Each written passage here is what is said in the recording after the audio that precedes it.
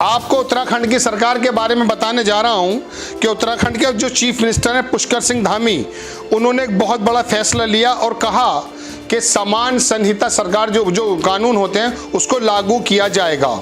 आपकी स्क्रीन पर बीबीसी की खबर मैं लगाता हूं, उसमें लिखा है कि उत्तराखंड की बीजेपी सरकार ने समान नागरिक संहिता लागू करने का किया फैसला। Civil code, uniform civil code एक जमाने से मांग उठती आई है और कहा भी जा रहा था कि भारतीय जनता पार्टी इस पर काम करेगी, क्योंकि देश के अंदर सबसे बड़ी प्रॉब्लम्स उनको नजर जो आती हैं वो या तो 3 तलाक को लेकर आया करती थी, समान ये जो नागरिक संहिता लागू करने को लेकर आती हैं, और ये तमाम चीजें हैं। भारत में पहली बार उत्तराखंड की सरकार ने, यानी कि पहला सूबा बन चुका है जिसने इसका ऐलान कर दिया है। अब ये क्या चीज़ है, इसको क्यों किया गया, ये भी मैं आपको इस वीडियो में बताने जा रहा हूं, लेकिन पहले खबर देख लें। उत्तराखंड की बीजेपी सरकार ने समान नागरिकता संहिता लागू करने का किया फैसला। उत्तराखंड की बीजेपी सरकार ने नागरिक फैसला किया। राज्य के मुख्यमंत्री पुष्कर सिंह धामी ने यह जानकारी दी। उन्होंने बताया कि राज्य कैबिनेट की बैठक में इस पर सर्वसम्मति से फैसला हुआ कि जल्द ही विशेषज्ञों की एक समिति का गठन किया जाएगा। पुष्कर सिंह धामी ने कहा कि समान नागरिक संहिता को राज्य में लागू किया जाएगा। उत्तराखंड ऐसा करने वाला पहला राज्य है। आपकी स्क्रीन पर ANI की खबर भी है। 1-2 दिन पहले ही पुष्कर सिंह धामी ने राज्य के मुख्यमंत्री पद की शपथ भी ली है और आ करके अब कह दिया है कि साहब यूनिफॉर्म सिविल कोड लागू होगा। ठीक है, अब आपको दर्शकों मैं कुछ बताना चाहता हूं कि उधर पंजाब की सरकार भी, अभी सरकार जो है राज्य के अंदर शपथ लेती है, उनका तो अपना मामला है, उन्होंने क्या किया वो भी देख लीजिए। मैं अभी आपको यूनिफॉर्म सिविल कोड पर ही बात करूंगा, लेकिन पंजाब में उत्तराखंड में फर्क क्या है। एक तरफ फौरन आकर के कैसे नाजुक इशू को छेड़ा जाता है, जिसको छेड़ने की हिम्मत पंडित जवाहरलाल नेहरू भी नहीं करते थे। किया था उन्होंने, लेकिन पीछे हट गए थे। बहरहाल अजीत सिंह लिखते हैं कि अपनी अपनी सोच, अपनी अपनी प्राथमिकता। पंजाब का देख लीजिए, पंजाब कैबिनेट की पहली बैठक में 25,000 नौकरियों का ऐलान, पुलिस विभाग में होंगी 10,000 भर्तियां। पंजाब सरकार तो करती है पहली ही बैठक में कैबिनेट में कि 25,000 सरकारी नौकरियां दी जाएंगी, और उत्तराखंड की सरकार क्या कहती है वो देख लीजिए। धामी कैबिनेट की पहली बैठक में यूनिफॉर्म सिविल कोड पर सहमति बनाने का फैसला। सुप्रीम कोर्ट या हाई कोर्ट रिटायर्ड जज की अध्यक्षता में बनेगी समिति। अब दर्शकों, उत्तराखंड के अंदर 1 करोड़ की आबादी है, लगभग 12 से 13% के करीब यहाँ मुसलमान हैं। इन्हें कितना बड़ा इशू नजर आया कि उत्तराखंड के अंदर टूरिज्म कैसे बढ़े, बिजनेस कैसे बढ़े, इस बारे में तो इनकी नजर गई नहीं है। लेकिन इनको शपथ लेते ही सबसे पहला काम ये नजर आया कि हिंदू मुस्लिम की राजनीति कैसे होगी, तो यूनिफॉर्म सिविल कोड। अब ये जरा सा समझ लीजिए क्या है, पूरे देश में एक तरह का कानून हो, ये सुनने में बहुत अच्छा लगता है, होना भी चाहिए। हिंदू का अलग होता है, पारसियों का अलग होता है, जैन इसमें आ जाता है, और बाकी जो ईसाई हैं उनका अलग सिविल कोड है, और मुस्लिम्स की जो मुस्लिम पर्सनल लॉ है वो अलग है। इनके अपने समाजों के अपने अपने धर्मों के हिसाब से इनके मामले बने हुए हैं।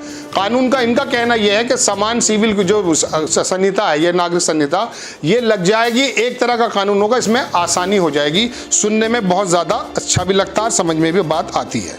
लेकिन अब मैं आपको दूसरी चीज़ दिखाना चाहता हूँ कि अगर मिसाल के तौर पर मुस्लिमों को सामने रखते हुए ये फैसला लिया कि साहब 3 तलाक है, तो उस पर आप कानून बना चुके हैं।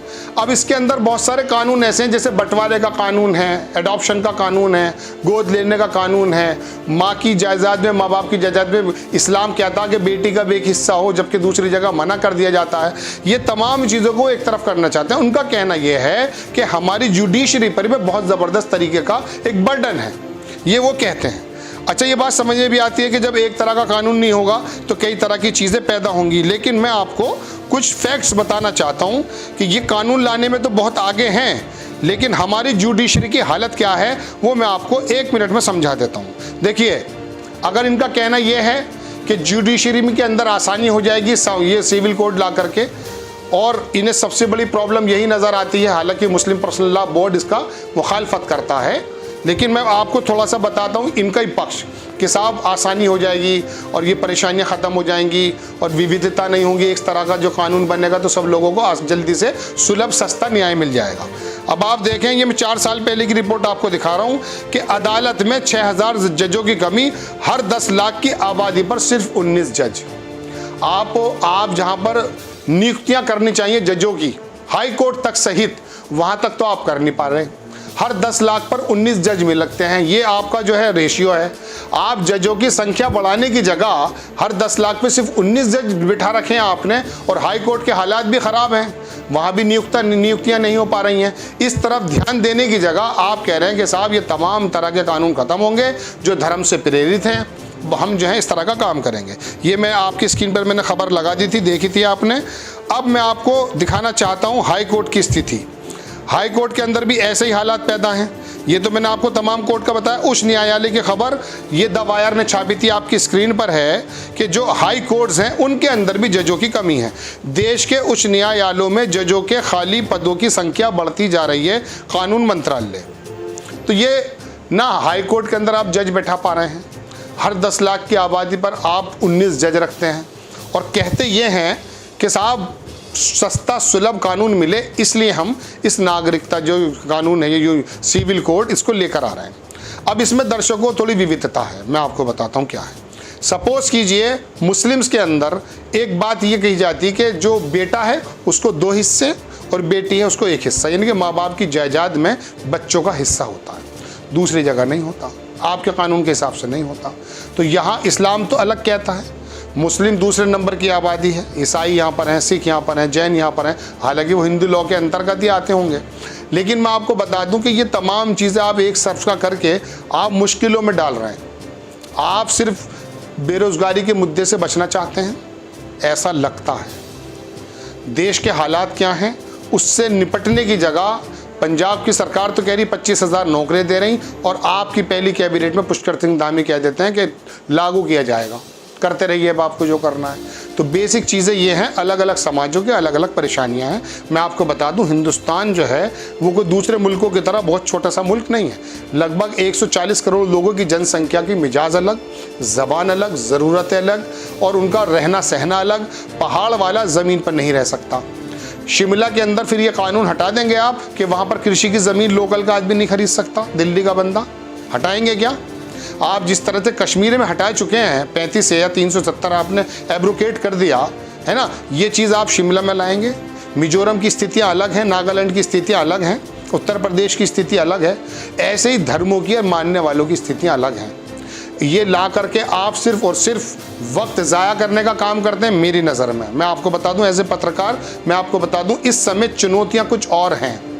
किस तरह से हमारे यहाँ के लोग जो 80 करोड़ लोग राशन पे डिपेंड हो गए हैं, जैसे कि आप बताते हैं, उन लोगों के हाथ में रोज़गार कैसे आए, उनकी तनख्वाहें कैसे बढ़ें, शिक्षा का स्तर कैसे ऊंचा हो जाए, स्वास्थ्य के हालात कैसे अच्छे हो जाएं। इस तरफ जाने की जगह, नौकरियां देने की जगह आप लेकर आते हैं यूनिफॉर्म सिविल कोड।